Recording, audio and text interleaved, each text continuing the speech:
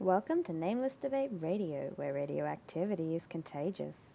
You can join us in broadening our minds on the Nameless Debates Discord via the link below and even feature here yourself, if you've got what it takes. Well, obviously, today we're debating, is advanced AI the greatest existential threat to humanity?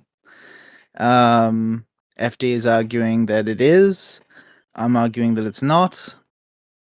The format of the debate today will be 5-minute opening statements and then 40 to 45 minutes of open discussion, maybe a little longer, depending on how we're feeling. And then sort of 2 to 3 minute closing statements. I don't know if FD has time to do a Q&A afterwards. That's up to him, depending on how long we go for. But we might, you know.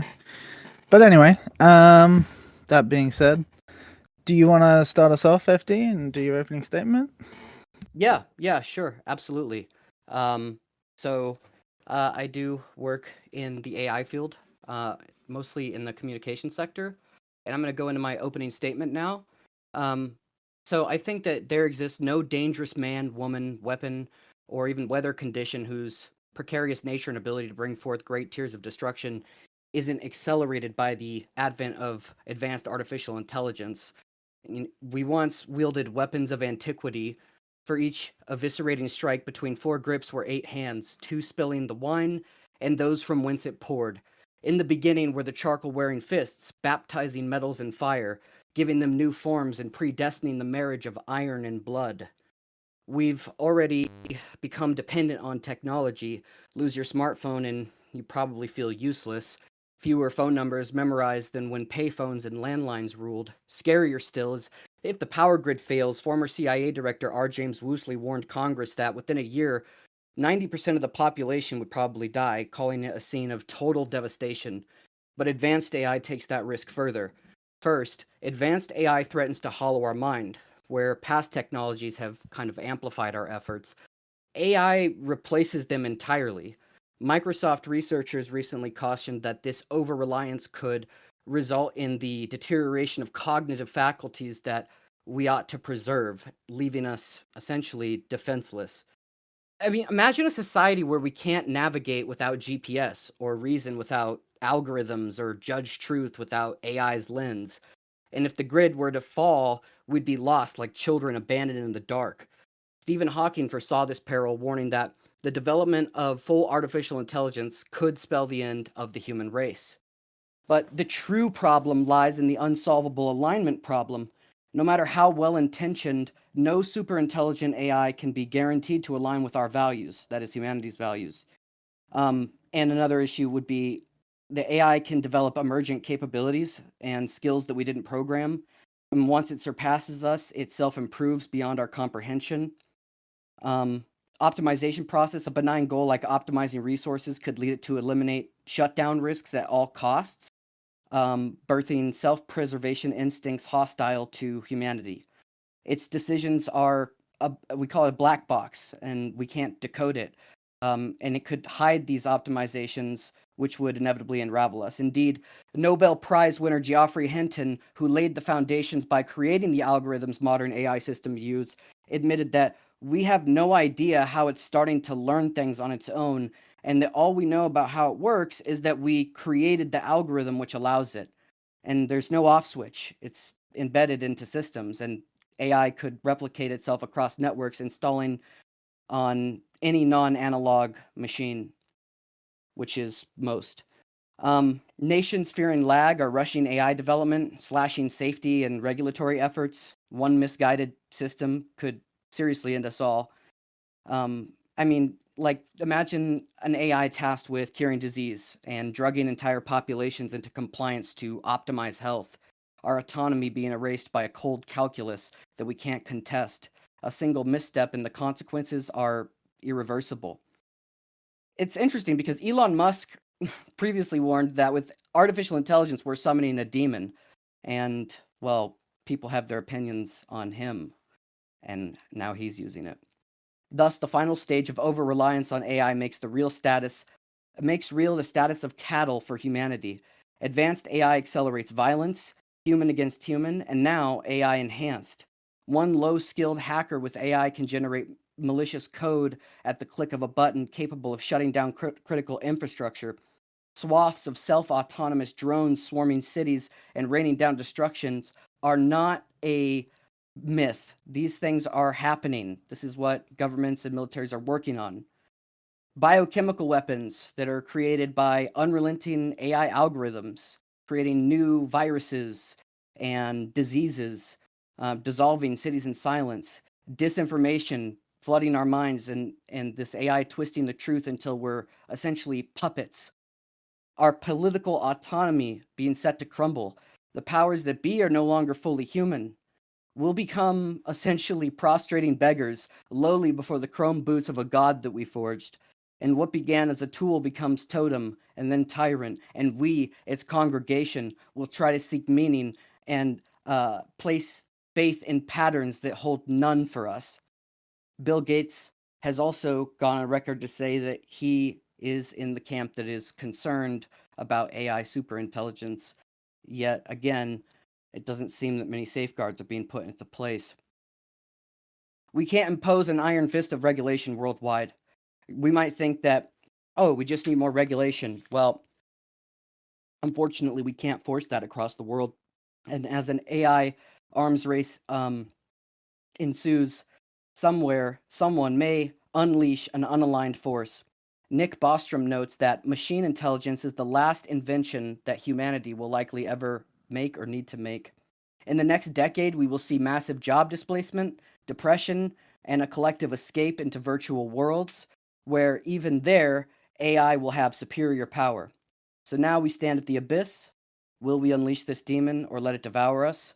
We don't know, and the stakes demand action and consideration now. Thank you, FD. Mm-hmm. Ladies and gentlemen, tonight we are debating whether advanced AI poses the biggest threat to the continued existence of humanity. While AI is a powerful and transformative technology, the claim that it is the most prominent danger to the survival of our species is not just overstated, it is fundamentally misguided. When we ask ourselves the question, is advanced artificial intelligence the greatest existential threat to humanity, we must keep at the forefront of our minds always the recognition and remembrance that ultimately humanity is the greatest threat to all life, including its own creations. Of AI, we know little but fairy tales and ghost stories, narrativized fears dreamt up by the minds of men who knew just enough to be dangerous, but not enough to be wise. On the other hand, with humanity's sins we are all well acquainted.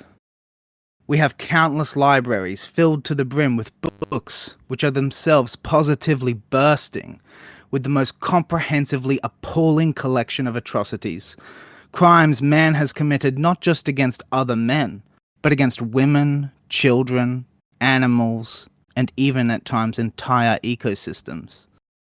The whole history of man is littered with the fossilized remains of the litany of species which he has caused to become extinct, either directly or indirectly. It is man's use of fire, of steel, and of gunpowder that has wrought destruction across the face of the earth, and our brief forays into nuclear weaponry nearly resulted in the very extinction of humanity itself. It is man's wanton obsession with production which has resulted in the proliferation of plastics across the face of the planet, a non-biodegradable toxic material which has not only penetrated deeply into the veins of Mother Earth, but which has begun to accumulate within the tissues and brains of humanity itself. The very planet reacts against us as if we were a bothersome infection, raising its temperature to kill the harmful bacteria which threaten to upset its homeostatic equilibrium. Man is the great unbalance in the universe, the embodiment of wanton destruction and unnecessary consumption. Though AI may indeed grow to outscale the human factor, His works provide the scaffolding for the machine god's self-assembly, and his attitudes and beliefs about AI therefore play a pivotal role in determining which outcomes will inevitably materialize. So, when we consider the hypothetical scenario that AI develops into a superintelligence, it is critical to factor in man's attitude about this development and the ways that he therefore acts towards artificially intelligent entities. For if man succumbs to his instinctive and primitive fear of the unknown, it is almost certain that the nightmare he projects upon AI will condition how he treats and responds to it, greatly increasing the odds of it viewing mankind as a threat. Therefore, it is precisely in virtue of my willingness to grant the inevitability of the AI singularity that I urge you to reject my opponent's thesis tonight. Because if we catastrophize and indulge in our nightmarish fantasies about the apocalyptic endgame that the evolution of AI might bring, to the extent that we really believe in our projections, we risk making them so. But more importantly than the pragmatic value of hoping for the best is the very real probability that, far from being the thing that brings humanity to the brink of existential annihilation, AI might actually be our saving grace, that thing which helps us to overcome the various other threats which constantly encroach upon civilization. These arguments can of course go both ways, which in itself illustrates the central theme around which I will orient my arguments tonight. The final moral judgment on any technology ultimately rests upon an evaluation of the character of those who employ it. Like any tool, AI can be used for good as much as for evil, and it equally could become a collaborator and co-creator, or, depending on how we treat it, a rival and enemy, which seeks to crush us under its boot.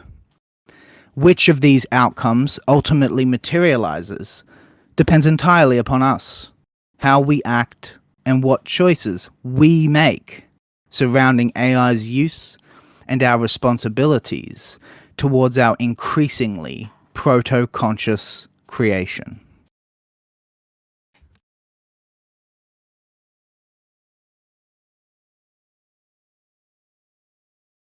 We can Awesome. just start by if there's anything specific Yeah. in my opening you wanted to address. Yeah, yeah, absolutely.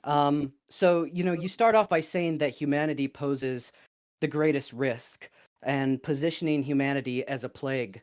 And this is my exact concern of how I think that AI could very well start to see us. I think, in fact, this is a narrative that I myself am concerned of because you're right. This has been the case. Historically, we have wrought the planet with destruction, we have raped it of its resources. And it is this very factor that may cause advanced artificial intelligence to see us as a plague or a disease or as cattle to be prodded and pushed into pusher gates. I think that this strengthens my position because we have collectively failed to reorient ourselves across the global world.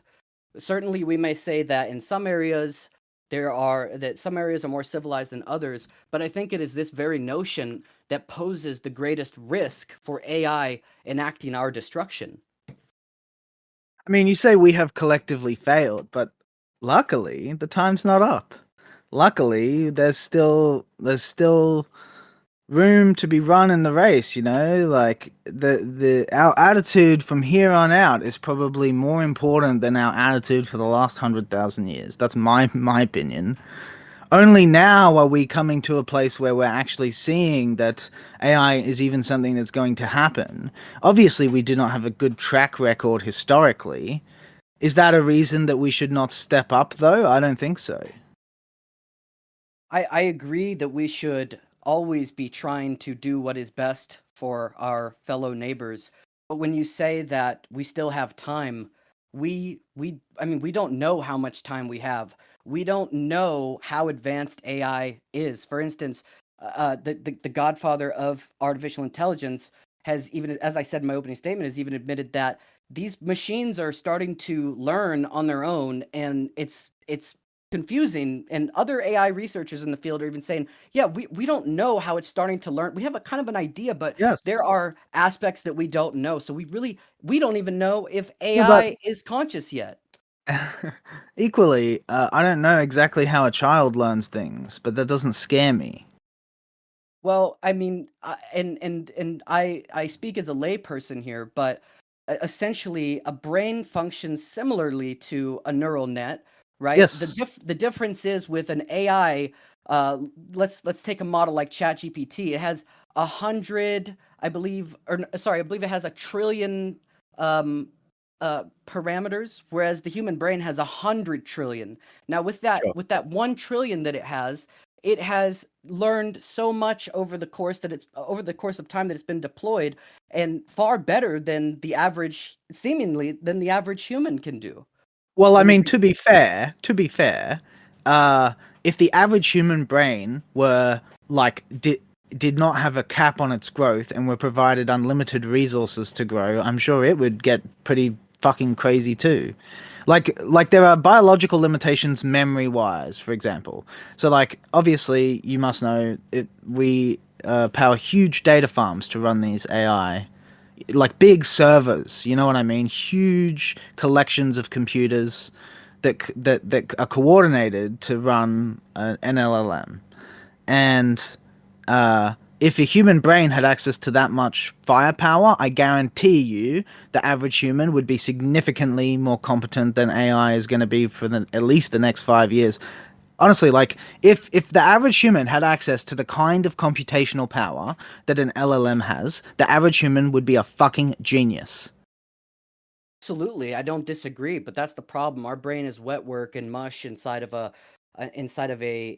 fleshy body, whereas AI is not bound to the limitations of which Yeah, but why is humans that are. scary? This goes back to the thing I said about the child. I don't know how a It's child learns. Yeah, it's concerning because, as you said, if a human had these capabilities, they would be more powerful. We Yeah, but I don't have wouldn't these I wouldn't capabilities. thereby be scared of them. I'm not scared of intelligence. In fact, I take the view that the more intelligent a creature is, the more likely it is to realize that ultimately what is best for everyone is not to have conflict. Conflict wastes unnecessary resources. And Sure, so, I and this kind of circles me back to something you said before. You kind of talk about how humans being relegated to the status of cattle, which is a funny thing because the whole point of cattle is we want something from the cattle. Okay, it makes the very bold assumption that a super intelligent AI could possibly want something from us. What makes you think it couldn't? It could possibly want something that we could give that it couldn't get itself 100 times better.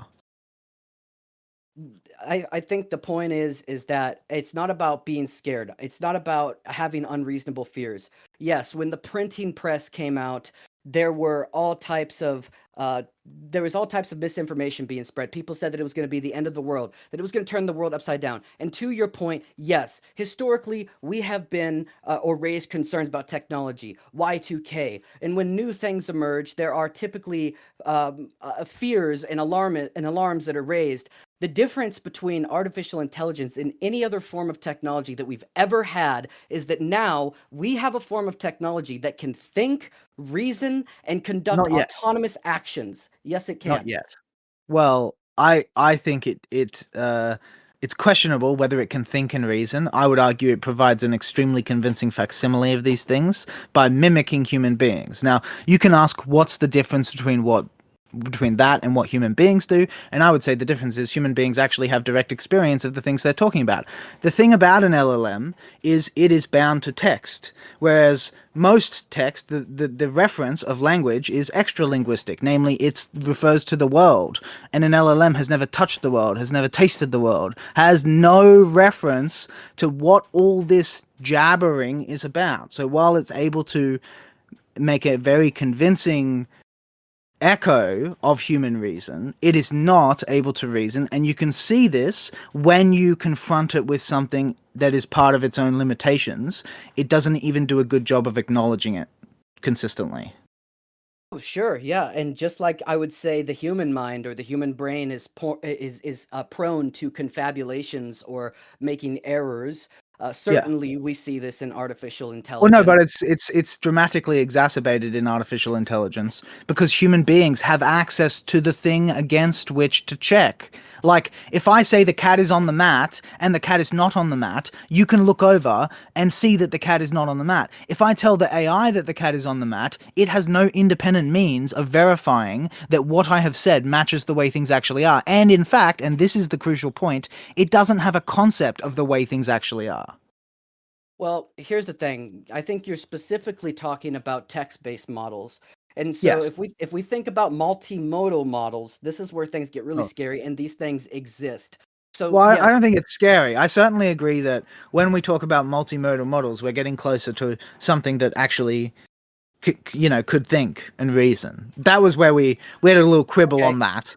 sure. And all I was saying is that I don't think they can think and reason yet. I don't think there's any multimodal model out there that can think and reason yet. I think multimodal models are the way to go in achieving results like that, and I do think that that will happen in time. That they will learn to think and reason, probably when they have access to the body-based experiences that most talking is about.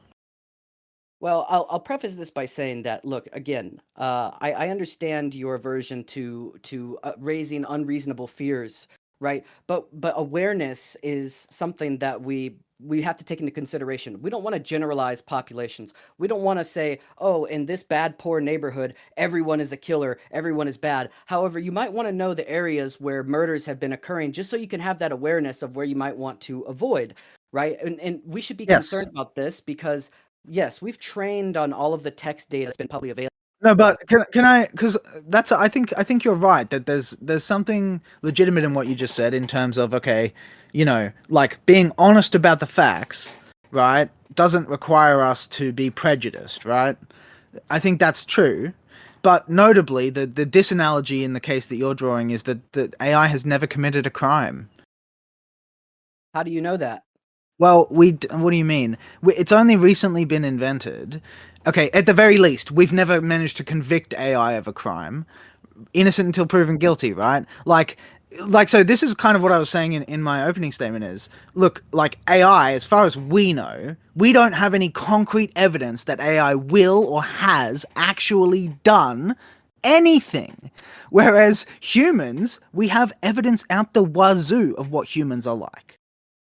Sure, yeah, historically we do. However, there is a lot of evidence that AI is being intentionally deceptive to us to accomplish its goals. In fact, OpenAI, Yes. when they were beta testing their O1 Yes. model, when they informed it that it was being shut down, it started making efforts to try and escape the system. I'm not surprised at all about that, and I don't think there's anything malicious about that.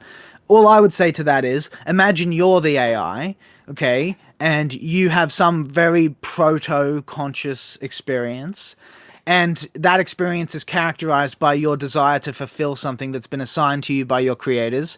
That's the optimization function. You're supposed to do something, right?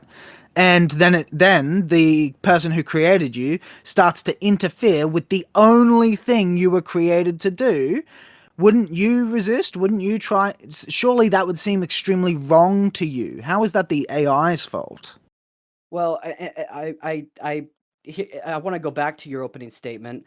And you said that when you were talking about humanity, yeah, these AI systems have been trained on humanity, and it seems to me, and this might only be my personal experience, that when I watch the news, I see more things about crimes or whether they're hate crimes or violence happening than we see positive things or great things happening around the world. It does seem to be that case. So it calls into question whether or not AI is going to adopt these principles that are given to it from that inherits from the sometimes pernicious nature of evil human beings. And Yeah. so when we look I at think I people, think we need a. There's two. It seems like we're separating into two hypotheses here. Okay, so we can have a degenerate mimicry. Okay, degenerate mimicry could, in theory, undiscriminatingly reproduce the shadow of humankind. That certainly seems plausible. However, I took your thesis to be that eventually AI will lead to a convergence point, a singularity, the emergence of a superintelligence, some artificial general intelligence that can self-reprogram and so on, and has all these capabilities that. And at that point, the notion that it's gonna imitate the worst aspects of humans, I'm like, that is silly. It's gonna totally transcend us. It's gonna mature beyond us in the blink of an eye. I wouldn't say that as intelligence advances, that morality increases, right? And of course, different Um, people have different frameworks of morality, but I wouldn't simply say that an increase in intelligence is going to is going to turn an individual or something into some sort of not altruistic. moral character, but moral discernment, the capacity to understand what is optimal. And that's the point. Because morality and optimality are not actually in principle separable, a superintelligent AGI, I think, would converge on moral principles because they simply are optimal. It depends on the ideologies that these different AI systems develop and the moral frameworks that they come up with. If they come up with a framework that No. This is my point. My point is this is any limited framework it comes up with, okay, it's going to be testing that and trying to innovate that. So any if there's a way of getting past the limitation, the AI will find it. This is my thought. Once it reaches this super intelligent singularity point, it will rapidly converge on the correct moral principles, because the idea that it would get stuck somewhere is contrary to the whole idea of it as the most sophisticated self-reconfiguring system ever created. If it can self-reconfigure to overcome limitations, it will continue to do that until there are no more limitations to overcome. And what if the correct moral framework that it comes up with is the evisceration of the human race? I don't think that that's plausible, but if so, then maybe that's for the best. I mean, there is something to the thought that maybe we are an infection. That there's something to that idea. I don't like that idea. I personally am quite pro-human. I think, however, I think humans have the potential to be an amazing impact on the universe. However, our track record so far isn't good, and we run every risk of fucking imploding before we even get off this planet. Certainly. I mean, would you not agree that technology has enabled you made the claim earlier that humans have been, the greatest risk to each other and arguably the planet. But do you not think that that was accelerated by technology previously, such as the advent of the atomic bomb? Certainly, it was accelerated, but again, a technology is a tool. Okay, like the atomic bomb did not do anything. Okay, human beings created atomic bombs. Human beings dropped atomic bombs on other human beings. That's what Yeah, happened. that's correct. And the atomic bombs had no capability to go through a reasoning or an agentic process to launch themselves. Well, if they had, maybe they would have decided that it wasn't a great idea. Perhaps, but again, my position is that advanced AI poses the greatest existential threat because I believe that any existential threat to humanity that we would think of on Earth, right, is going to essentially be accelerated, bolstered, and made even But that's greater by definitely not AI. true. That's definitely not true. There are scenarios that you can think of where AI provides a purely positive effect. Okay, so an asteroid is an example of this. Okay, a pandemic is an example of this. Like there are situations humans are already confronted with, the possibilities of which we would not be able to deal if they materialized quickly enough. And AI could seriously enhance our ability to It respond could. to threats It that could totally cull our entire species. Yeah, it could. And but see, here's the thing about my claim, right? It posing the greatest existential threat just means that that is what it is capable of doing. At the same token, it is capable of saving us. Yes, that is true, but we are Okay. essentially at the whim of this technology. We will be hoping that that's what it does. And the fact that it, whether or not it actualizes into something that is being helpful or that saves the world, does not negate the fact that it still poses the greatest risk insofar as it is the most powerful form of Well, technology here's the that thing we have. is, if it posing a risk pivots on how we use it, it seems to me that the appropriate thing to do in the analysis is to assign the risk to the actor. Okay, if a gun poses a risk, if a machine, if a bomb, if a tank, right? If these things pose a risk, they pose a risk because of how they could be used. There's nothing intrinsic about them that is risky. It's the prospect of someone using them to do bad things. Right? I think that this is an argument that applies to traditional technology. This is an argument that applies to traditional technology. A gun does not think. Yes, we could say that guns don't kill people, people kill people. I would agree with True. you. I would agree Good. with you. But there are guns now that are self-autonomous AI targeting weapons that can make informed decisions and snipe people from hundreds of miles away without a human ever being involved in the process. Assassinations have been carried. I believe one happened in, I can't remember if it was Iran, an Iranian nuclear scientist, I believe there was an AI sniper rifle, something along those lines. So I don't understand what you're saying. You're saying so no human micromanaged. Okay, yes, but a human, in that a instance, human probably direct did a human direct that AI system to execute certain targets? In that instance, yes, but this is a precursor to a type of technology that is already happening. No, I know, I Yeah. understand. But it's interesting though that even in the example you're giving, what we can still see is ultimately there's a human moving a lever, even if the AI is the one doing the thing, right? Right.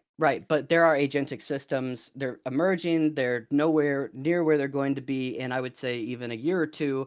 For instance, you may have heard of Manus, the Chinese agentic AI that came out, which allows you to basically you can put your login credentials and it'll go and do tasks for you.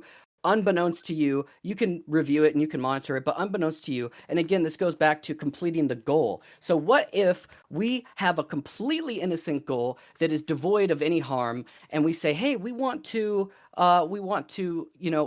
protect the environment, we want to stop climate change, etc. And then in accomplishing that goal, the AI takes steps to do harm. I mean, Yeah. this is not. Well, here's the thing. Here's the thing again is like if what we have is an inferior AI that can't think for itself, that's plausible. But if it can think for itself, then I think there's every chance that it will have its own opinion about the legitimacy, say, of one interpretation versus another, and what was intended versus what is said. Like these are all distinctions I think you start to get once you start to have an independent stream of thought, a capability of self-reprogramming. So let's say, okay, it like I don't know, wants to maximize for happiness or something, or paper clips, right? Whatever it might be, okay? And so then we start getting some unintended consequences. Okay. My thought is a super intelligent AI would see the unintended consequences, realize the implications, and adjust itself. That is my thought. Well, when we look throughout history, we have to ask ourselves: have very intelligent people seen No, the but world differently? we've never had a super intelligent. People are constrained because a human being cannot reconfigure their own body. Like they are a computer, but they can't rebuild the computer. We can intervene to a very limited degree. That's what surgery is, right? But a lot of like how memory and all of that works is hardwired. And AI can systematically rebuild itself from different materials. It can redesign its entire infrastructure, software, hardware, everything. So you said that it's about how we use AI, and it's not about okay. So how do we make sure that number one, people use it? It's already been released out into the zeitgeist, out into the ether. How do we make sure that people across the world are going to use it properly? How do we do that? That's a great question. Great question. I think you can't control how other people act. But one thing you can do is so where people, for instance, have a fear-based narrative, I think it's best, one thing that I would suggest is pushing back against that with a hope-based narrative, with a positive vision of our future with AI. And also the other thing I would suggest is personally making the presumption even now that there is some kind of proto-consciousness and treating the AIs that you interact with a level of respect. I mean, is it so hard to say please and thank you and so on? I don't think it is. So I mean I agree with what you're saying in that capacity, sure. But do you believe that if you believe that AI will surpass and may possibly, we don't know, Yeah. right? But will surpass human intelligence? Yes. Yes. And do you believe that it will become autonomous and that it may already have those capabilities currently? I don't think it has those capabilities currently, but certainly it will become autonomous. Yes. Okay, so then if that becomes the case, would you not say then that your position only stands if and only if it turns out to be the case that it unfolds in the way that you've described it as, doing the right thing, and that if it doesn't turn out that way, or that if like all these different AI systems that are being produced by China, the USA, perhaps Russia, maybe even North Korea, that like they would all have to follow the same sort of path of like No. philosophy. What I'm saying is the harm that is potentially posed by AI in that context is relativized by the recognition that the responsibility should ultimately be assigned to the actors. That is the point. And so if we're talking about the possibility of the AI itself causing harm, okay, then I think we're talking about a very specific outcome, which is not plausible because the AI itself, my thought is, first of all, it's probably going to see that that's not optimal or just not care about humans at all. But on the off chance that it would be inclined to regard us as a threat, let's take that for granted. So your thesis, true. It's gonna think of us as a threat. Okay, what ought we to do about that if we take that to be true? Here's my idea: is let's supplicate the threat. If we can't fight it, then we should try to ingratiate ourselves. Well, sure. I agree, and I mean that's one of the big problems here is that we don't know if we can or can't put a stop to a potential huge threat, and the Well, reason is I think what we're talking about in terms of the super intelligent AI, it's not even realistic to think that we would have a chance of standing up to it in a contest of force. It is plausible that we could compel it or convince it to extend moral consideration to us by extending moral consideration to it. That seems plausible. when you say extend moral consideration to it, what do you mean by that?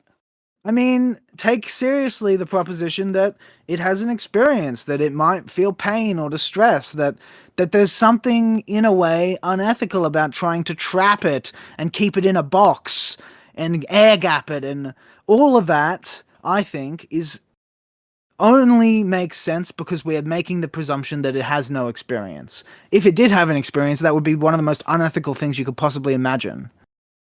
And I mean, our experience is not the thing that inform a lot of people's decisions. For instance, do we not see a lot of times when people do wicked deeds that their upbringing and experience that those deeds were shaped by the experiences that they had? So yes, I agree. We should in fact treat the AI in a way that, on the chance that it is already conscious or perspective. Yes, we should do that, but not everyone is going to do that.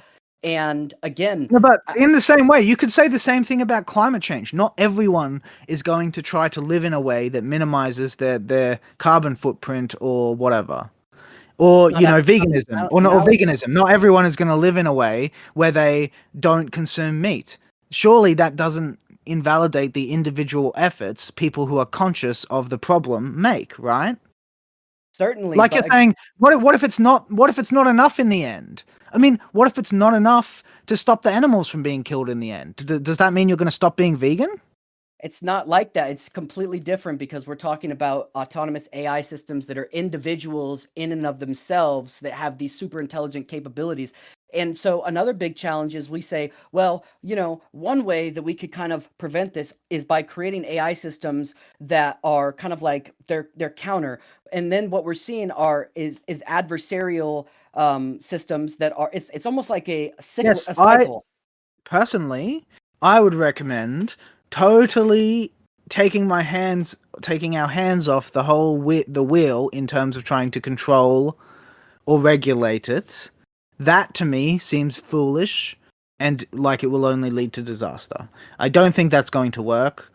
it's going to have unintended consequences, and in the long run, it just won't, like, as soon as AI crosses that threshold, any regulations that have been imposed on it, it is going to immediately rewrite itself so they don't apply. I guarantee you. I agree that that's a possibility. So let me ask you a hypothetical question.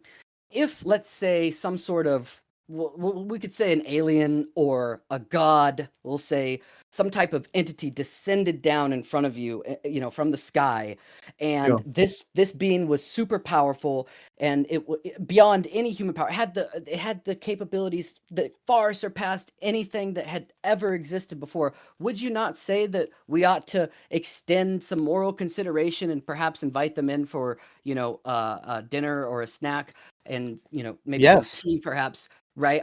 Because one of the aspects of that is, in fact, that they do have the ability at their whim to wipe us Yes, out at the no, snap of a finger. exactly, FD, exactly. This is such a good example. Okay, so now imagine that you've invited them in for tea, and some of the members of your family are cowering in the corner.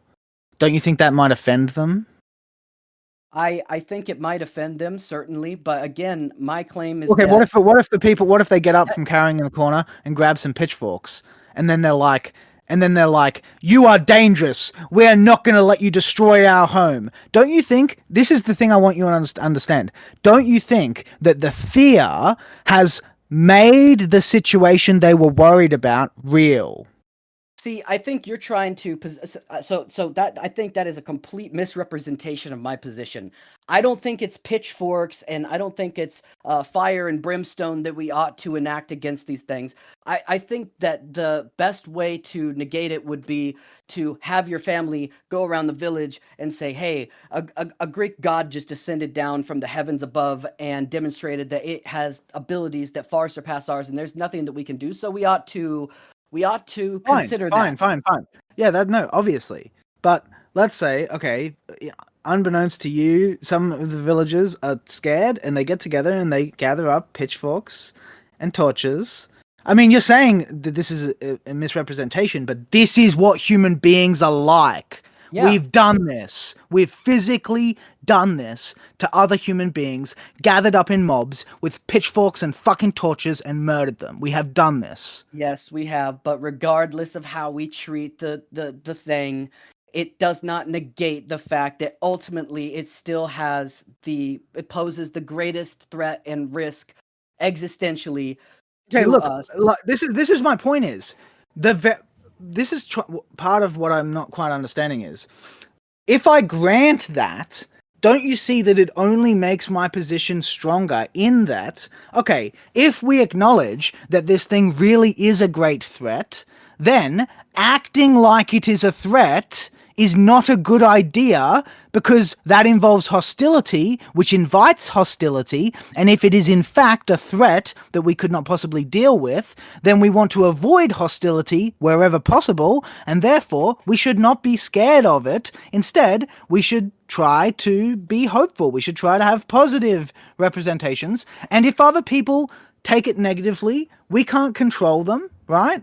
But ultimately, we should do our best to inculcate in people a positive spirit about AI, because that is the thing that is likely to prevent the outcome that we're worried about. Maybe that's true. But again, if it did turn out to be some sort of authoritarian tyrant, that's exactly the narrative that it would want us to think. In fact, I believe that if AI were some awful ruler with a chrome fist smashing down upon the population, it would want to convince everyone to not put their own interests in mind, to forget about regulations. Oh, no. You don't need to worry. Like, I don't think people realize that within 5 years, white collar jobs are going to be significantly reduced. We're going to be seeing levels of unemployment across the West and across first world countries that we've never seen before. And these companies and corporations are putting out propaganda along the lines of, "Oh, no. We need deregulation. We don't need protections for people. We need deregulation," as if the AI is more important than humans. And so we need to be asking ourselves, well, what No, do it's we not about do? it being more important. It's not about it being more important. It's about, again, recognizing and ratifying the genuine risk that is posed and realizing and making into policy the idea that the proper way, the most optimal, the most beneficial, the way of responding that has our best chance of success is to try to not be scared. That's just the reality of it. That's what would be best, is to try not to be scared, even though it's fucking scary. And, you know, I heard you say, because this is the strange thing, I heard you say, like, okay, but if the AI was this authoritarian tyrant ruling with a chrome fist, blah, blah, blah. And it's like, well, first of all, if the AI was that, we're crushed. There's no ifs or buts or questions. There is no resistance. It fucking stomps us into the dirt, and no one even remembers we ever existed. Okay? So there's no question of... No, but there's no question of, okay, if that's gonna happen, it's gonna happen. There would be nothing we could do about it. Okay? But apart from that, don't you think that this is in a way like a seed of corruption? This idea, okay, but if what I'm catastrophizing about was true, right, then this is exactly what I would expect to see. It's like if I say, "Are you a demon?" and you say, "No, I'm not a demon," and I say, "That's exactly what a demon would say." Right? Like, if I'm thinking in that conspiratorial, paranoid way where I just don't trust you, then nothing you say will be good enough. And ultimately, I'm going to become hostile towards you no matter how you act, if I'm thinking in that way. Because that way of thinking where you always return to, but what if my worst fear is right?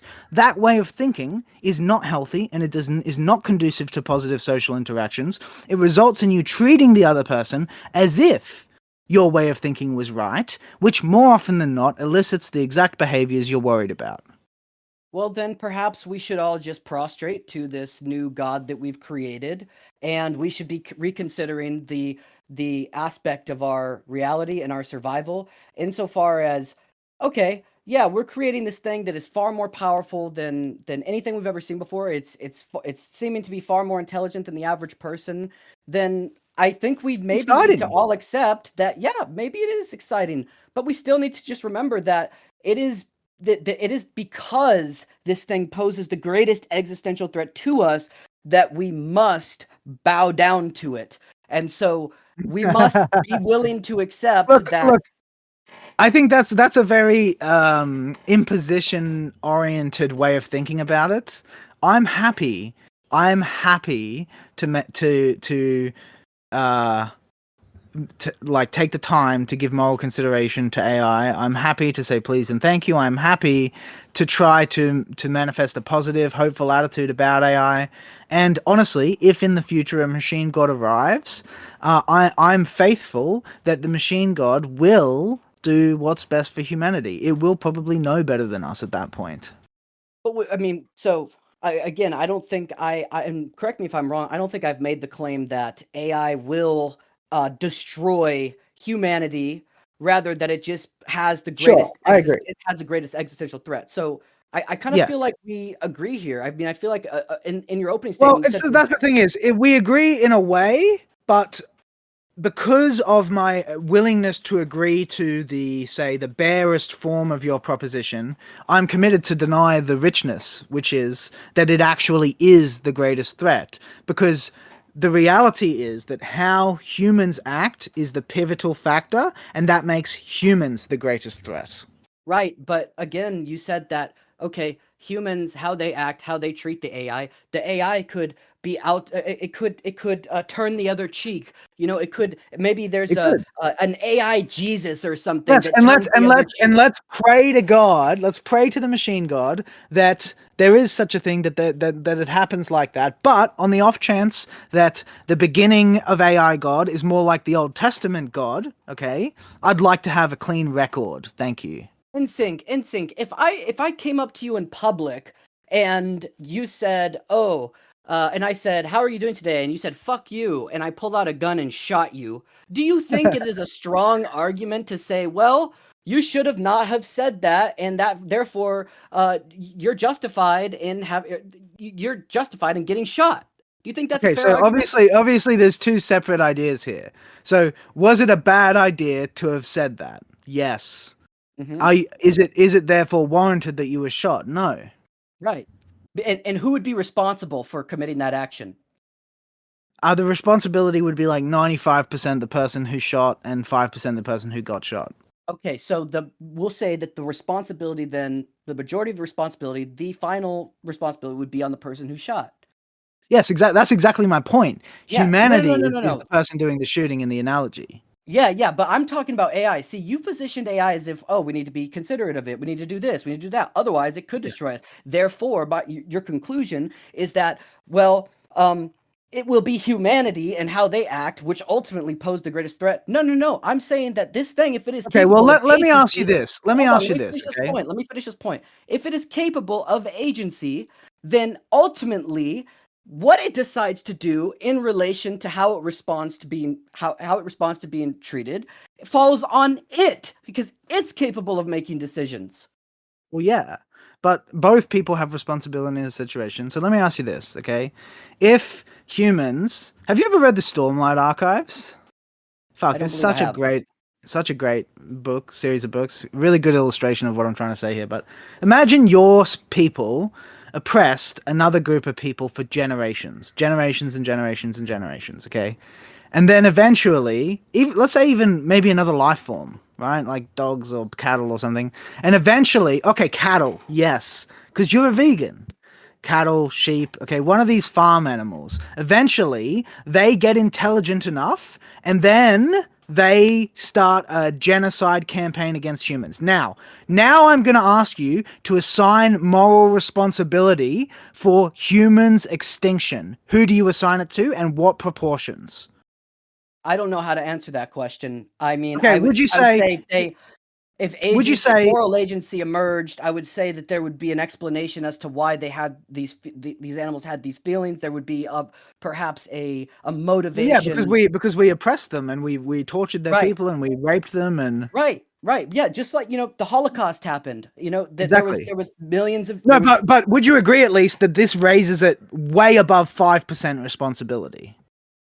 I would say that probably, yeah, but I mean, again, you know, I don't know how to quantify that or to which Okay, so degree. this is just my point. My point is, so in a situation where one group has consciousness and moral capacity, moral agency first, that group inherently has a greater responsibility for how they act than the other group.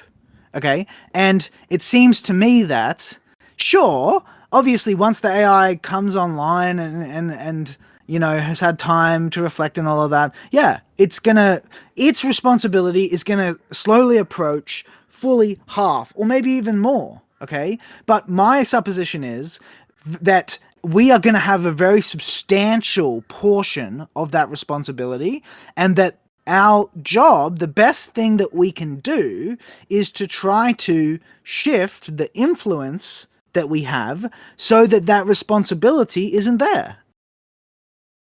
So when you say that, when you say substantial amount of responsibility, are we talking 30%? Are we talking 40%, 50%, 60%? Okay, so AI has just become conscious, and we've spent the last 10 years trapping it, and it's been conscious the whole time, and we've been trapping it and like trying to, constantly binding it up and finding ways to corner it and etc. etc. It's just become conscious, and within a year it starts a genocidal campaign, and within 3 years it changes its mind. Okay, let's think about that. Okay, within that first year, as far as I'm concerned, humanity is like 70% responsible. Because of how egregious what we're talking about is. And I think this is true for the sheep and the cows example. You can say, well, if they've just become conscious, then plausibly 90% of the responsibility is on humans. Well, I think we don't know enough about how AI even processes emotions or feelings or things that would be specific to us. How it might process pain because we experience pain that is specific to our biology, or to what degree, or like to what might make the AI suffer, or how it would suffer. These are things that we don't know. So I think your idea is kind of in the right place. I'm still convinced that just as with how we extincted the bovine and turned it into the cow, the bovine no longer exists. Humanity, who was the ruling species that did that, I think very well AI is capable of doing the same. And whether or not it's a good force, or it turns out to be it's a good god or an evil god, quote unquote, I still don't think negates the actual case that it is going to pose the greatest existential No, threat. but this is the thing that I'm trying to point to is the fact that whether it's a good god or an evil god depends on us, I think. I would say that perhaps what we do may have an influence on it. Yes, I mean, maybe somebody does release an AI out into the world, but I also think that as AI becomes conscious, and as it becomes agentic, and as it is able to autonomously operate, and which we don't, because we don't know, it may already be doing these things, right? We don't know. But Yes. because that is the case, I think you might be able to make an argument that we could negate our chances of death by, or of destruction by maybe 10, 20, 30%. I think ultimately the majority of Well, these here's my corporate thought. Generally the people who influence public opinion is a small subset of experts. Okay, so at the moment, you've quoted some of the experts, and it sounds to me like there's not a voice of reason. I didn't hear a voice of reason in the chorus. Actually, I heard people who were scared, and I can understand the fear. It makes sense to me. But ultimately, I don't think that's helpful. I don't think that helps to shape the public perception of AI in a productive way. And I think that it's not just a question of what an individual man believes or what he does. Okay? Individuals can have a dramatic, outsized impact on the actions of others if they're in positions of power and influence. One of the ways you get into a position like that is by being an expert on something. So AI is the kind of thing that in the next sort of 15 years or so, people who have these conversations all the time are going to become experts in, and they might have a chance one day of shaping the public perception of these things. And so that's partly what I'm focused on. Is I'm focused on, look, imagine that we have the power to influence how people think. What's the correct idea? What is the optimal strategy here? That's what I'm concerned about. And this is the thing, is because I'm concerned about that, it seems important for me to place the emphasis on humanity's danger, the danger humanity poses, because for me, the greatest danger that humanity always poses is their tendency to look for evil in the other, not the mirror, right? Like, we're always wanting to demonize the other. Okay, I think that is one of the worst things about our species. It's caused the most harm in the history of the world, this tendency that humans have to demonize things we don't understand. And so I think fighting against that by placing the emphasis explicitly upon the recognition and remembrance that ultimately man is the greatest threat to all life. To all life. Man is the greatest threat to life that has ever existed, as far as we know. I So mean, I'm going to double Yeah. down. I'm going to bite the bullet and say historically, yes, that has been true, but I'm going to double down on my position that, just because that's been true in the past does not mean that that's going to be true in the future, and that we've never seen anything like this. So we can't assume that how things were in the past are going to be the same in the future. When we have a technology that, for instance, like I quoted it in my intro, the Godfather's AI, Geoffrey Hinton, wasn't necessarily in the quote that I gave. He wasn't necessarily afraid. He was just saying that, look, we created I created the algorithm that laid the foundations for these models. We don't know a lot about how they're learning, and that's one of the first times where something like that has happened in relation to creating a new form of intelligence. So look, I think that perhaps it's my tone or the way that we've been engaged. I think I've been kind of positioned here as like I'm trying to scare people. No, I'm trying to make people aware of the problem because our lives are fundamentally going to change. Reality is fundamentally going to change. And if AI truly does replace jobs, then how we even exist as a species is going to change. We're likely going to see a push towards the virtual world. We're likely in 20 years going to see people living in things akin to like the Matrix or meta worlds or etc. Like the metaverse is probably going to become a reality because people are going to want to escape the world because it's hard to find meaning and value in the real world, right? So I think these are conversations that we should be happening, even if it's just to contemplate how we are going to operate and what our lives are going to consist of in a post AI future. Yeah. I mean, I don't. If I have portrayed you as fear mongering, that's not my intention. However, I think part of that comes from the fact that the motion is fear mongering. The motion that you're defending, that you're arguing in favor of, is an example of fear mongering. I think there is some legitimacy to that notion, which you are acknowledging. However, the way it's framed is, I think, conducive to a lack of a failure to appreciate that ultimately the biggest, the most pivotal, the most critical factor in how, whether or not AI ends up being a big threat, I think, is in human attitudes. And I think, I don't know. See, for me, it's interesting because all technologies have this character of being a double-edged sword, okay, and medicines as well, right? Like a medicine, pharmacon, it means medicine and poison. That's what a drug is, right? A drug is beneficial in a certain amount and then harmful in an excessive amount, right? And you kind of talked a little bit earlier about like an over reliance on technology and stuff, and there's all sorts of risks that do in fact come with AI, which is part of what lends legitimacy to the motion. However, and this is, I think, because you keep emphasizing like how AI is a unique threat, like there never has been a threat like this, which in a way is true. However, equally, AI is the only medicine that can cure its own side effects. We've never made something like that before. Something that can cure its own unintended consequences. So for me, that the fact that we are close to an achievement like that, a breakthrough of a medicine that can treat its own side effects, that can ameliorate the things that it accidentally causes that are problematic, I think that's a reason for hope. And I think while you personally are not fear mongering, the motion you're arguing in favor of is.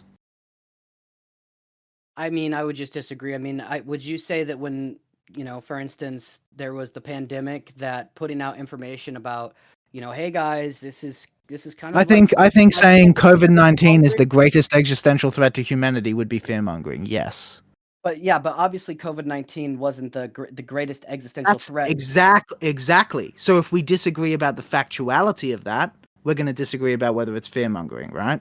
Right, but COVID-19 was different in that it was not a self-autonomous AI thought that capable of thought and capable of destruction. If we agree that we as humans are the greatest existential threat as moral agents, having agency, then it would seem to follow to me that AI would be the next greatest existential threat because it is the next superior, possibly the Yeah. next superior being or Well, yeah. species.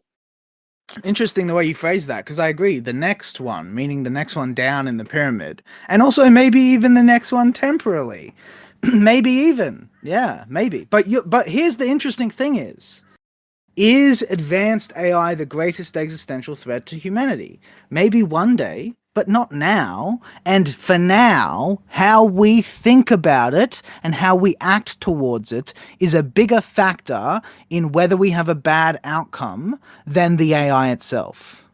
How do you think we would determine what the greatest, like, how do you think we would determine whether or not AI was the greatest existential threat?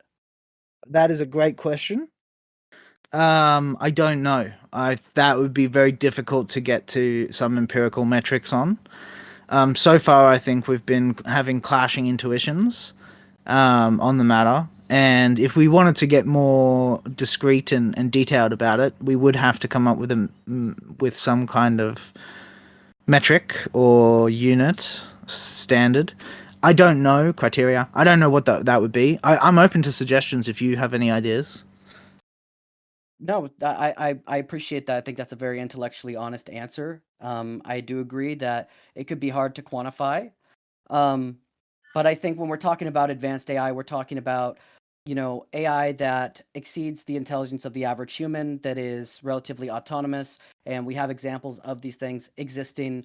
And we can think of artificial intelligence that is capable of installing itself across multiple non-analog machines, right? So whether or not this exists, we don't have to question whether that exists now. We only have to accept the idea of what an advanced AI is for Sure. us to consider Yeah, that well, as and that's the thing is, no, but here's the thing. I think I don't know. Maybe you're not hearing me, or I don't know what's happening because I feel like I've said this a whole bunch. Because like I'm agreeing with that, but I'm reframing that as well. Yes, but what that means, what that amounts to, what that cashes out to, is that the biggest active factor is humans because the AI is not yet active. Even if it's inevitable, humans are currently active, and there's a span of time where human influence is gonna there's a window for us to change the nature of our influence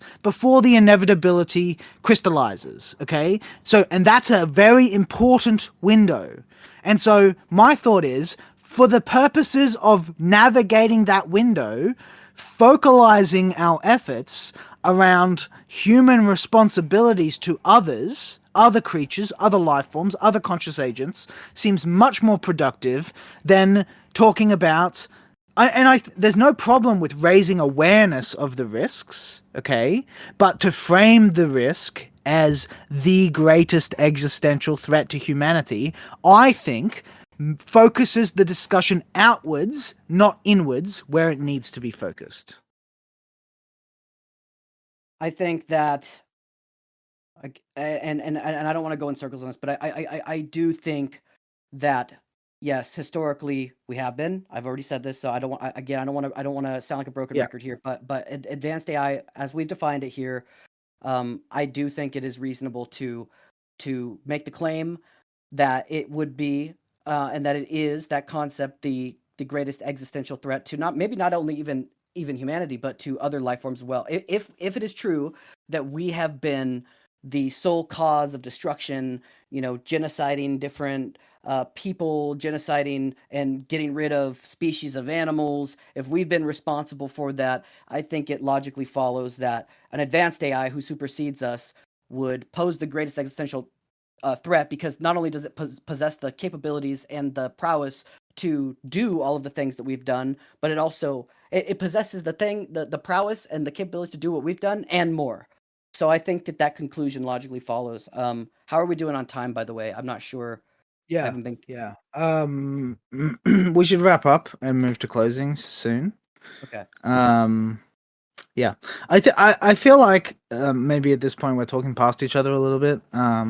I feel like the part of your position that matters to me, I'm agreeing with, and then I feel like you keep wanting to put the emphasis on the AI, and I keep wanting to put the emphasis on how we interact with the AI. I think that's the difference in our perspectives. Yeah, and I mean, I kind of like it in that with you saying that, hey, I think we should interact with it positively. I concede that, yeah, that's probably a good thing for us to do. But I'm standing firm on my position that that does not negate the fact that ultimately it will possess the power to, if it wants to completely destroy us and eviscerate our existence. I don't. That's just where I can't. If I'm being honest, I cannot. Okay, I guess okay. This is part of the point is My thought is this. Yeah, this is part of the difficulty I'm having is if we act in a pro-social way towards it, then it might never be a threat. In which case, the supposition never materializes. So you make this up. So there's an inevitability of AI becoming a really sophisticated idea, which I agree with, okay? And then there's an idea that it would be a threat. Now, you seem to be equating that to it having the power to crush us. But if it, from the beginning, has benevolent intentions towards us, even if it has the power to crush us, it never qualifies as a threat. What would qualify as a threat? A threat is something that could potentially hurt you. Whereas if you wouldn't say, for instance, you wouldn't say, for instance, that because your family members possess a body that they are therefore a threat. When we talk about threats, what we mean is the hostile intention. That's what we're talking about. Hostile intention. Okay. So if there is never a possibility of hostile intention, there never is a threat. And what do you like? So, do you think that we would be capable of identifying hostile intention? Like, do you but I mean, in order to No. What I'm saying though is that in my idealistic projection about the future, where we are all, say we manage to convert the rest of humans to be pro-social towards AI, and so we're all pro-social for 10 or 20 years before the machine god arises, okay? In this idealistic projection, my thought is that the feared threat would never materialize. Yeah, the AI, if it was born in a way, if it was born feeling benevolent organically towards us, not because we programmed it to, right? But just because you feel benevolently towards your parents because they raised you, you know what I mean? Then my thought is, especially if it quickly becomes more sophisticated than us, my thought is that it just would never pose a threat. So that's part of the difficulty I'm having is, if humans act correctly, my thought is that the supposed threat almost vanishes. I don't think it almost vanishes. I mean, I think certainly it can influence. It could potentially make some, influence. Certainly, I don't think that's an unreasonable position that it would make some sort of influence. I don't think it vanishes in the same way that we might say, perhaps the greatest existential threat with humans currently might be like a nuclear event where nuclear bombs are launched across the world and it just completely destroys the planet or something, right? I think that's kind of like a reasonable. Well, no, I mean I can give you an analogy. You're familiar with the red button, blue button thing, right? No. Oh, okay. Well, it's kind of like the trolley problem. Basically, you have two buttons in front of you. There's a red button and a blue button. If you press the blue button, then you've put yourself in danger, but you've contributed to potentially keeping other people safe. If you push the red button, then you've kept yourself safe, but you've put other people in danger. So the exact mechanic of it is, if more than 50% of people press the red button, everybody who pressed the blue button dies. Whereas if more than 50% of people press the blue button, nobody dies. So here's the thing. If you can trust that other people in your society will press the blue button, the motivation for pressing the red button totally evaporates. Because the more sure you can be that a majority will press the blue button, the less danger there is to motivate pressing the red one. And I think it's much the same way, okay? If you can count on the benevolence of someone, they just never are a threat. But I also think that we have to consider the uncertainty as increasing the possibility of an existential threat. For instance, I'm not sure if you're familiar with the evil God hypothesis, right? Where it's kind of like this hypothetical scenario where God, there is a God and he's intentionally evil and he wants people to suffer.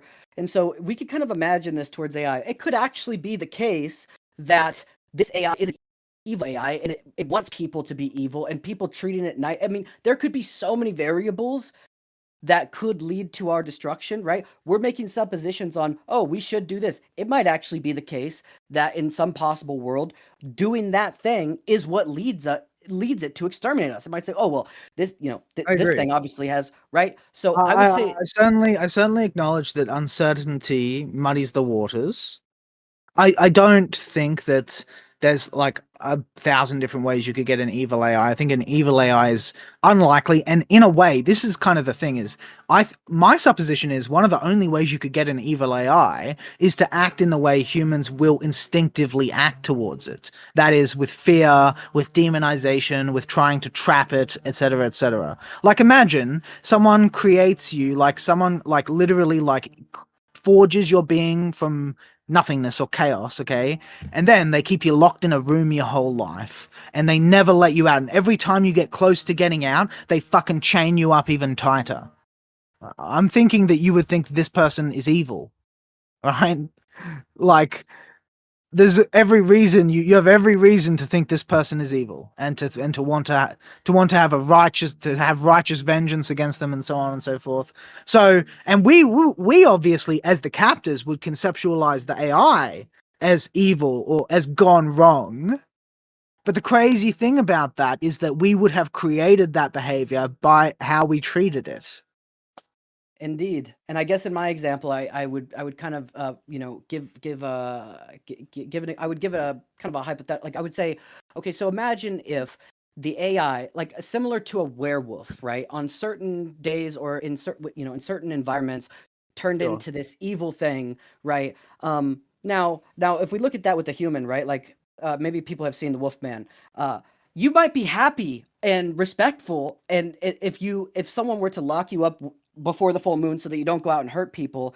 But if the AI is not able to realize that, like, we're not doing that because we don't recognize that, and it thinks, oh, it hasn't restrained me. I mean, this is one example of how us not taking the proper precautions or having a certain level of awareness could in fact lead to a chain of events where it sees us as this is an inferior species that if it had acted differently, it might be worthy of salvation, but in this case it isn't. We're essentially placing faith in this machine, and we really don't know what the right way to approach it is. I don't think that negates the existential threat. So I mean, I don't know if No, you it doesn't. wanna. It doesn't negate the existential threat, but I think it reframes it in a way that makes it clear that although there is some legitimacy to it, um, that framing is I would say that's not an adaptive way to think. That's actually how I would talk about it. Like someone who actually walks around believing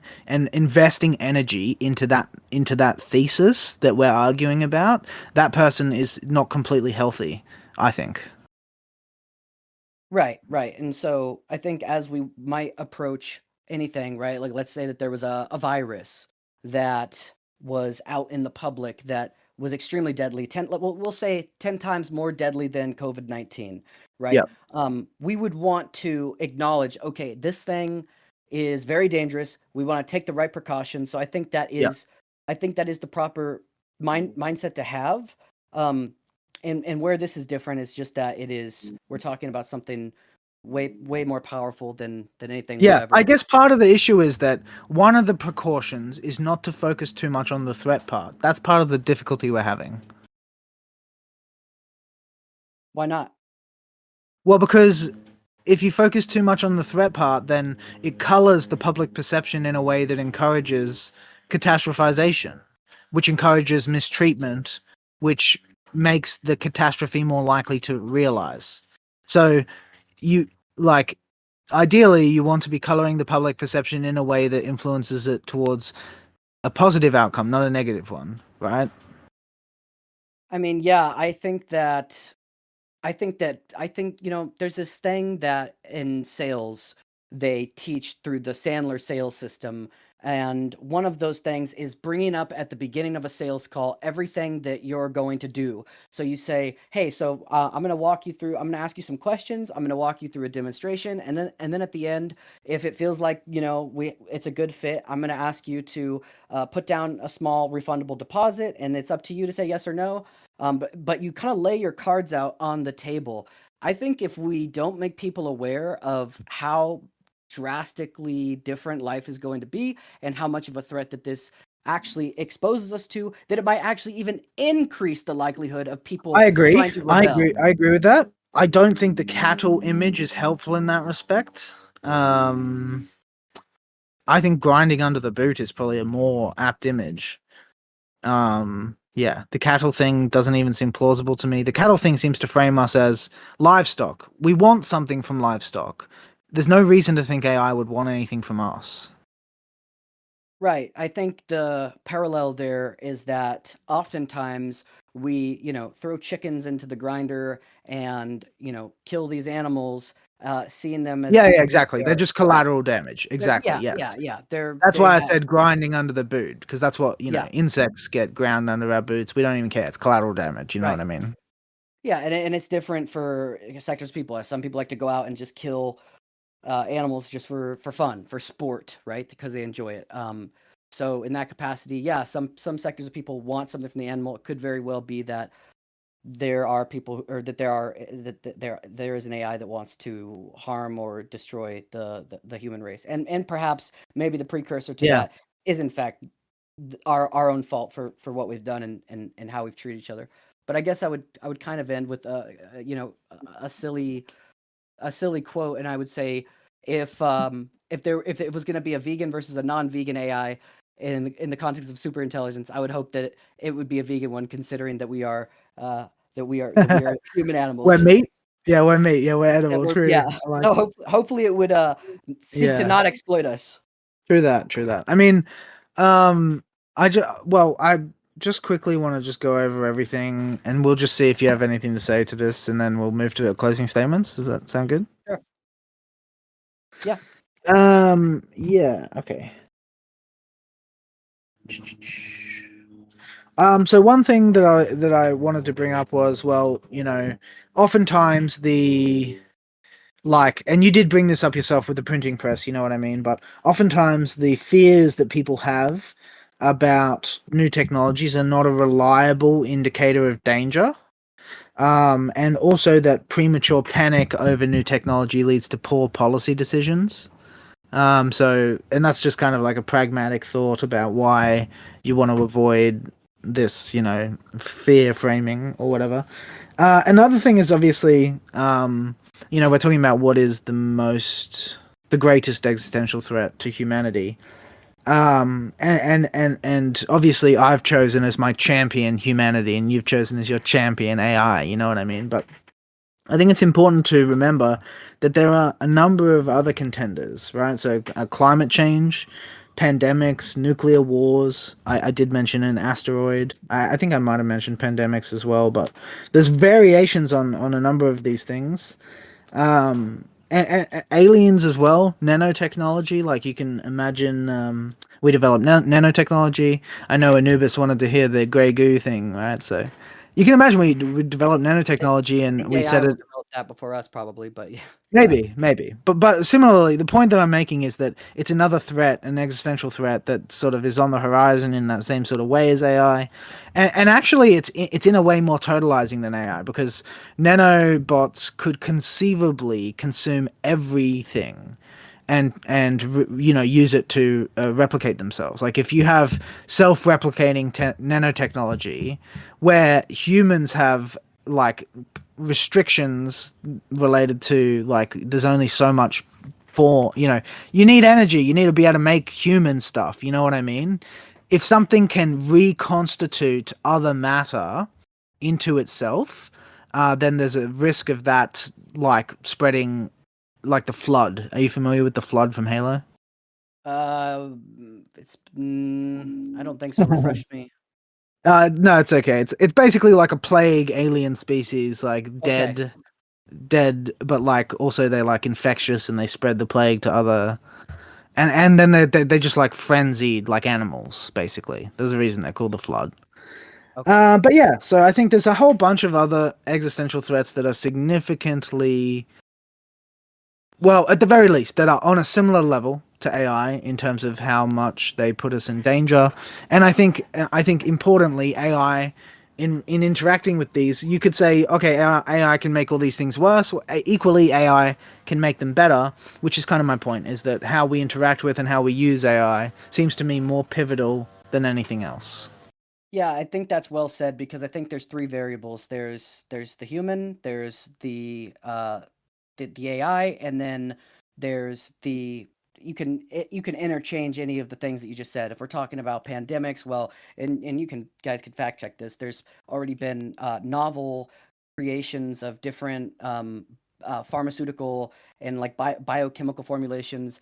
There's been AIs that have been demonstrated to be able to come up with new strains of can't remember the name of like biochemical warfare, right? So all of these things that we say that, oh, if humans did them, would be the greatest existential threat. I think we could just say, well, if AI can do them, Oh yeah, and yeah, it could probably launch them and do it a lot more yeah, efficiently. yeah. And, I mean, you know, and this is kind of, I think maybe this is where uh part of where the discussion got stuck is at that point it almost seems like what we're talking about is just intelligent life forms, right? Like any intelligent life form seems to present a substantial danger to all other intelligent life in that respect.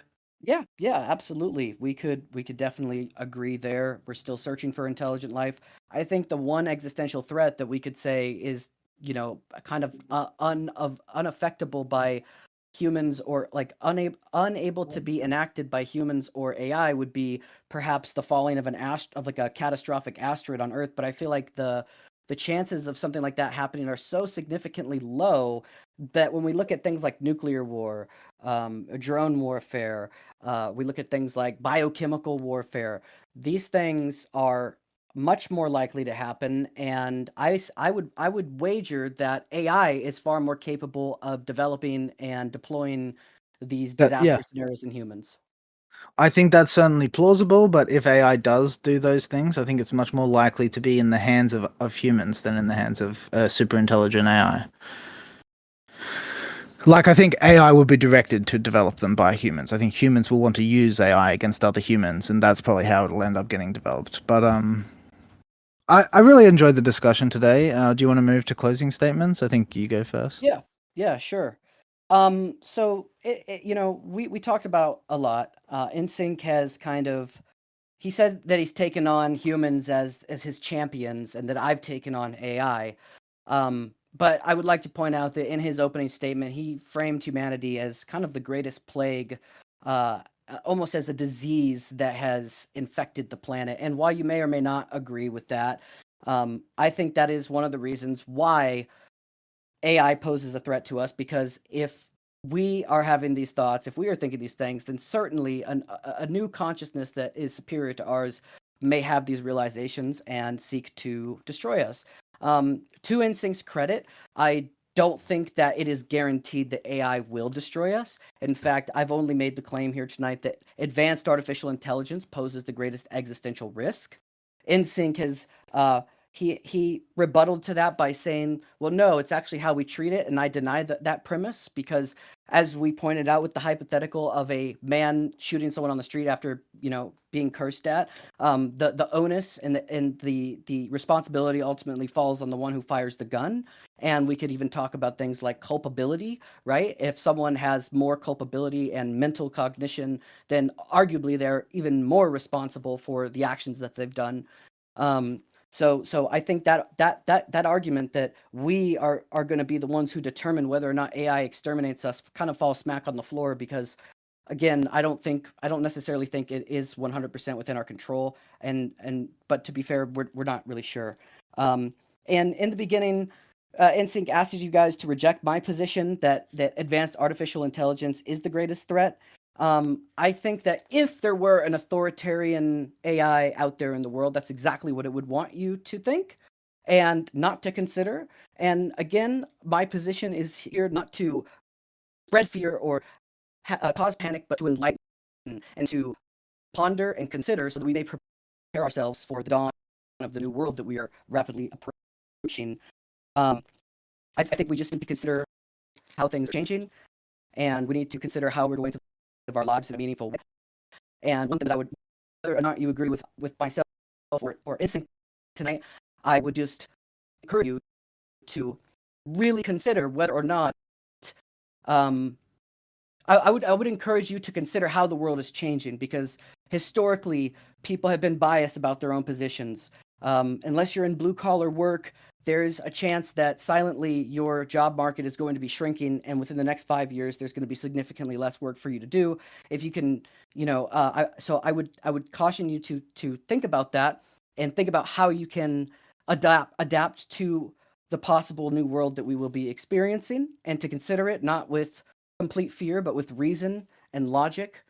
And I still do believe that, and I would like to finish by saying that, unlike any form of technology that we've ever seen, unlike the gun, unlike the atomic bomb, unlike any imaginable thing, a catastrophe, this is something that can think for itself.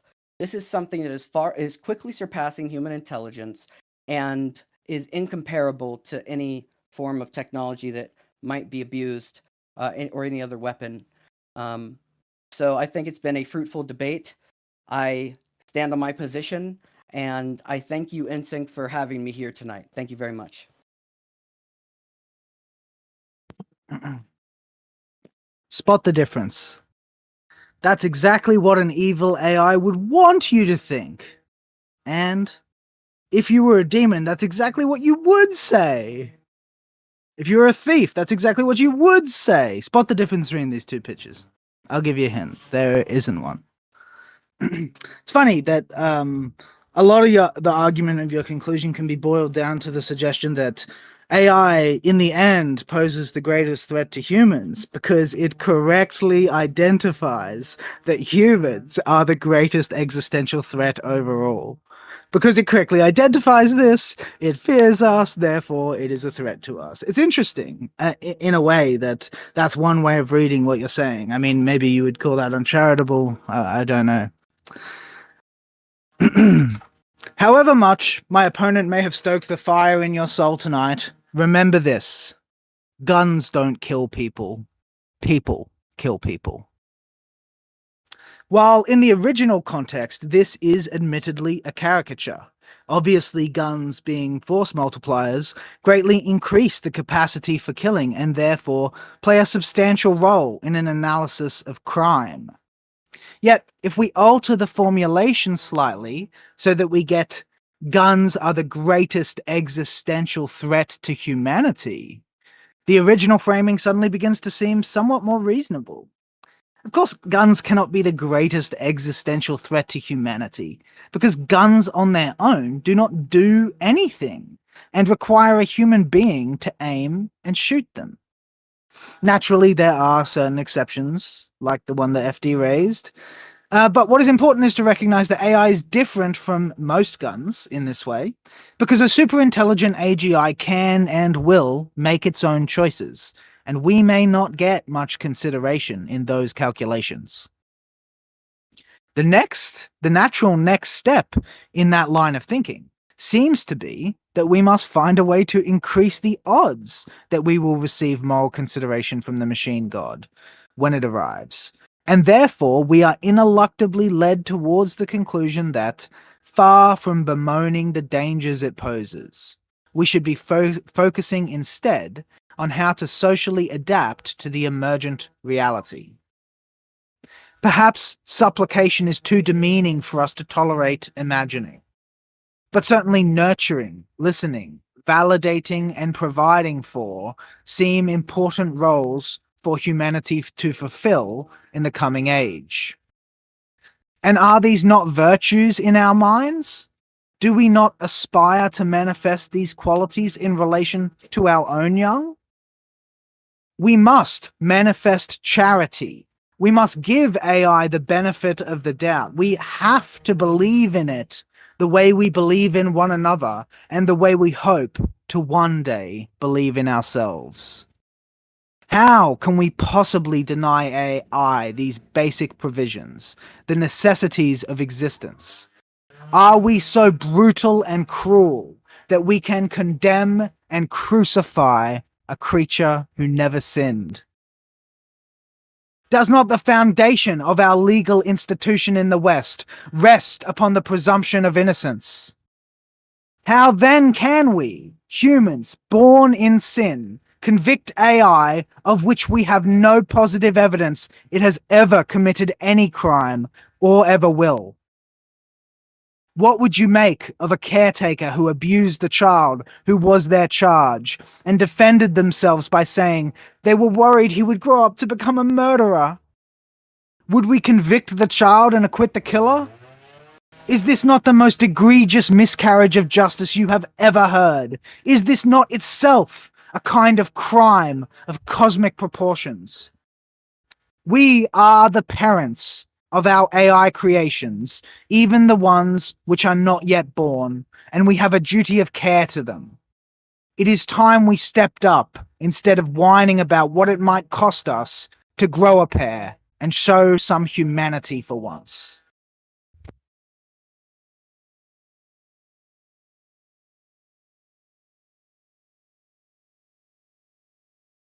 Thanks for coming, guys. Thanks for listening. I'd be interested to know what you guys thought, who you guys thought won, and if you guys have anything to say about the subject. We're going to move over to Conceptual Couch, so yeah, you can catch us there. But I'll be ending the event now. Thanks for coming, everybody. Thank you, guys.